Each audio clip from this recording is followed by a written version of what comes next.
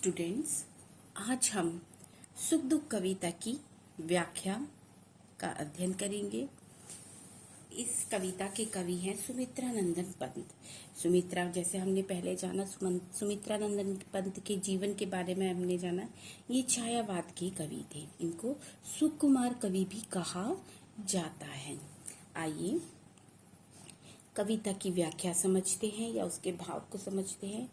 कवि ने सुख और दुख दोनों को बराबर का महत्व दिया है।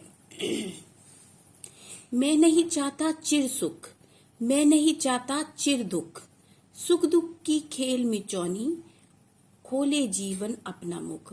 वो कहते हैं, कवि कहते हैं, मैं नहीं चाहता चिर सुख, मैं नहीं चाहता कि सिर्फ मेरे जीवन में सुख ही सुख हो। चिर मतलब लंबे अंतराल तक, लंबे समय तक सुख ही सुख रहे।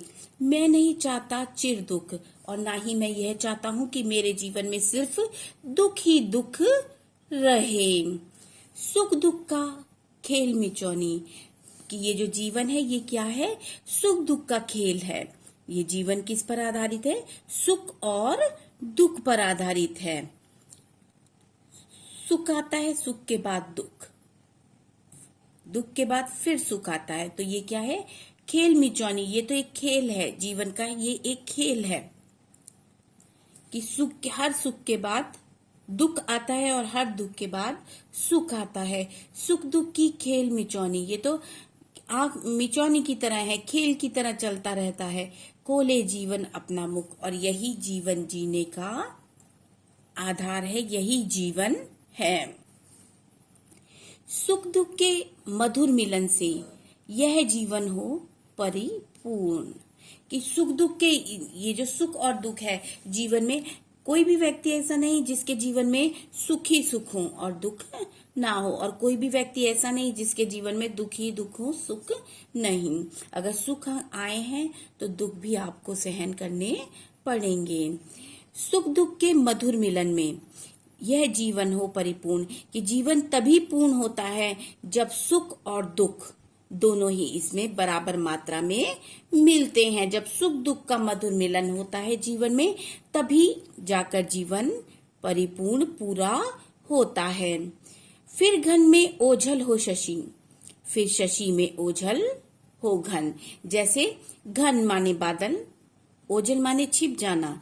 जिस तरीके से बादलों में चंद्रमा, शशि माने चंद्रमा, शशि क्या है? चंद्रमा का प्राय यानी पर्यायवाची, ठीक।